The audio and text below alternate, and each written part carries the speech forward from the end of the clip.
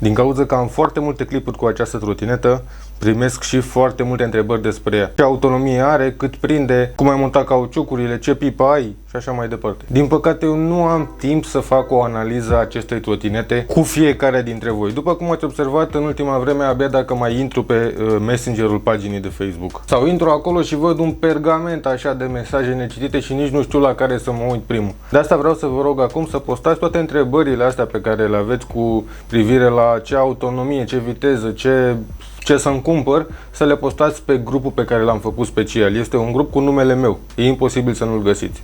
Și acolo o să răspundem fiecare după cum ne permite timpul. Așadar, eu o să fac acum o analiză cât se poate de completă ca să răspund la majoritatea întrebărilor despre această trotinetă. Să zicem că mâine îmi cumpăr un G-Booster, da? Un G-Booster nou-nouț care se învârte în jurul sumei de 5.000 de lei. Eu sunt o persoană de 85 de kg, am o înălțime de 185 de centimetri și știu deja cum e nevoie să pregătesc această trotinetă pentru a o putea utiliza. Așa că mă apuc din prima și fac o listă de cumpărături. Ghidonul e destul de lat, nu e nevoie să-l schimb, doar că este foarte aproape de corp.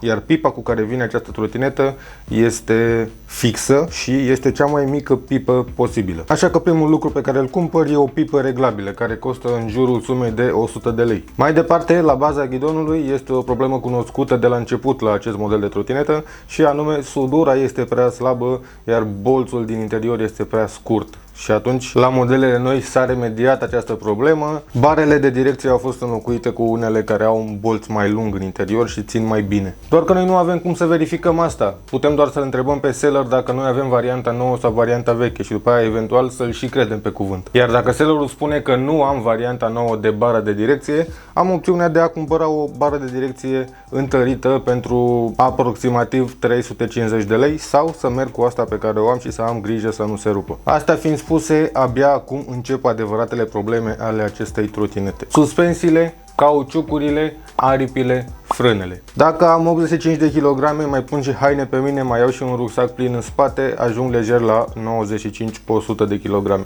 Iar asta înseamnă în termeni de distanță cam 2000 de km pe aceste suspensii. După aceea, roțile încep să atingă aripile pentru că trotineta se lasă, aripile se fărămițează și se rup, sunt bune de aruncat, iar la fel de bine putem să aruncăm și suspensiile. Pentru că odată ajuns la acel nivel, suspensia nu mai lucrează. Nu mai e o suspensie în adevăratul sens al cuvântului, este doar ceva acolo care împiedică trotineta să atingă pământul. Din ce am înțeles eu, aceste suspensii sunt făcute dintr-un material bicomponent care, după părerea mea, este exact cauciuc. Într-adevăr, la început este elastic, cât să ai timp să te bucuri de jucăria ta nouă. Și după aia, la un moment dat, când vezi că ai nevoie de suspensii noi și vezi cât costă niște suspensii noi, parcă nu te mai bucuri așa de tare. O singură suspensie costă undeva în jurul sumei de 500 de lei. Iar eu am nevoie de două suspensii, asta înseamnă 1000 de lei. 1000 de lei la fiecare 2000 de kilometri.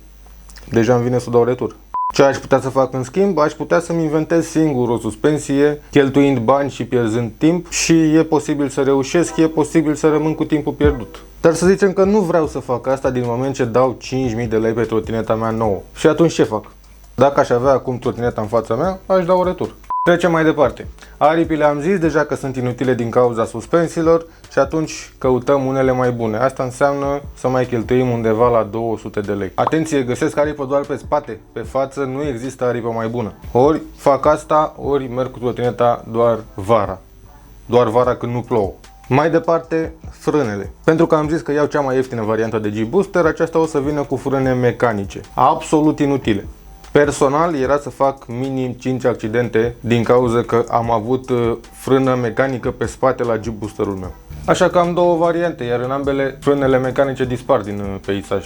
Ori îmi cumpăr etiere hidraulice și plătesc undeva la 300 de lei, ori îmi cumpăr frâne hidraulice complete și plătesc între 300 și 1000 de lei. Eu am acum frâne de la firma NAT și aceste frâne în România costă 1000 de lei setul. O să mai zic o dată, deși cred că am repetat pe mai multe clipuri de mai multe ori, frânele mecanice sunt absolut inutile pentru trotinetele mari, puternice și cu două motoare. Sunt periculoase. Ok, mai departe. Cauciucurile. Partea bună e că sunt tubeless, Partea rea e că sunt cele mai proaste cauciucuri montate vreodată pe o trotinetă electrică. Sunt făcute dintr-un material atât de prost încât se înțeapă foarte repede și se toacă extrem de repede. Cu alte cuvinte, se consumă repede și mănâncă bani. Așa că mai bine le înlocuiesc din prima. Am variante tubeless de la CST, de stradă sau de off-road, pe care o să plătesc în jurul sumei de 500 de lei. Și asta fără montaj inclus. Să zicem că le montez eu ca să mai economisesc niște bani. Eu am nevoie de trotineta asta pentru a mă deplasa cu ea în diverse locuri în oraș, iar pentru asta am nevoie de o autonomie de minim 20 de km. Nu am de gând să mă duc cu trotineta pe munte, nu am nevoie de exagerat de multă autonomie. 20 de km pentru un drum dus-întors e suficient. Asta înseamnă să mă duc doar într-un singur loc. Nu pot să mă duc în mai multe locuri, că n-am destulă autonomie. Dacă sunt 6 km dus, 6 întors, nu mai mă risc să mă duc și în altă parte. Autonomia pe care o scot la trotineta mea cu 55 de km la oră este de 30 de km. Și asta vara, iarna scot în jur de 15 km. Deci orice copie a acestei trotinete care are o baterie mai mică de 20 de amperi este bună doar să te duci cu ea la pâine, la colț. Așa că mai bine ți iei role. Descărcarea controllerelor e bună, îmi place puterea cu care pleacă și e suficientă pentru stilul meu de mers. Nu am avut nicio problemă cu partea electronică la ea în cei 6000 de km pe care i-am momentan. Până și motoarele au rezistat la mersul meu prin mocirlă și prin zăpadă, deși nu le-am sigilat, nu le-am tratat cu nimic, până nici capacele nu le-am sigilat împotriva apei. Am forțat și am chinuit trotineta asta la maxim și vara la 50 de grade și iarna la minus 10 grade și nu s-a ars nici măcar un controller. Display-ul e spart, dar funcționează așa cum e. Nu am pățit niciodată să mi se agațe trăgaciul, să-mi rămână blocat sau să sară arcul din el, cum am văzut la modele de 10X. Eu am modelul cu trăgaci și sunt foarte mulțumit. Nu știu la push dacă există vreo problemă. Iar acum haideți să facem un calcul să vedem cât aș plăti de fapt dacă mi-aș lua mâine un G-Booster la 85 de kg și 185 de cm. Toate prețurile sunt aproximative, nu le-am luat dintr-o parte sau dintr-alta pentru că diferă și în România și în China, diferă prețurile de la magazin la altul, așa că le-am luat aproximativ. Avem trotineta în sine, care costă 5.000 de lei. Avem upgrade-urile necesare înainte să mă urc pe ea, care sunt pipa 100 de lei, frânele hidraulice complete, pentru că eu vreau să scap de cabluri, nu mai suport cablurile de frână, atunci nu mi-au etriere hidraulice ca să le pun pe cablu, îmi iau frâne complete, plătesc 1000 de lei, dar știu că am frâne pe ulei. Și mai avem cauciucurile CST, care costă în jur de 500 de lei. În total plătesc 6600 de lei. Iar peste 2000 de kilometri, dacă am avut ghinion să am bara de direcție cu sudura slabă, mai am de plată încă 1350 de lei.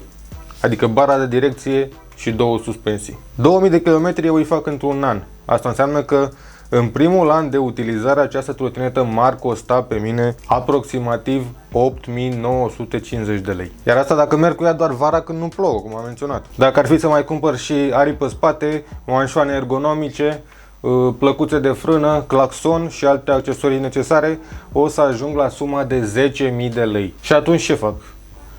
Mă duc frumos și îl înjur pe seller că nu mi-a spus toate costurile astea. Și atunci mă gândesc de 2 ori înainte să o cumpăr. Dacă aș slăbi 20 de kg și dacă mai scurta 20 de cm, ar dispărea problema pipei, suspensiile ar dura mai mult, aripile s-ar toca mai greu pentru că nu ajung cu suspensia pe aripă, ar dispărea o parte din probleme. Dar nu mai bine îmi cumpăr eu de la început o trotinetă pe mărimea mea?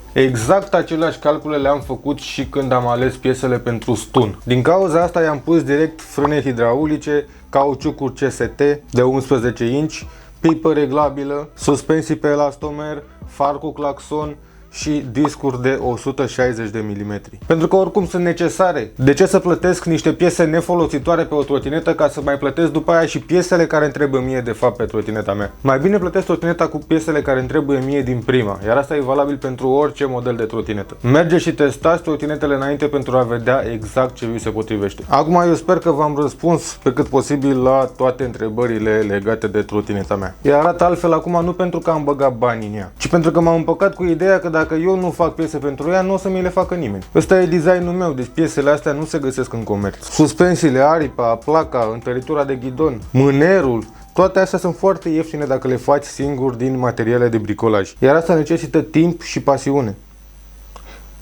Foarte mult timp, foarte multă pasiune.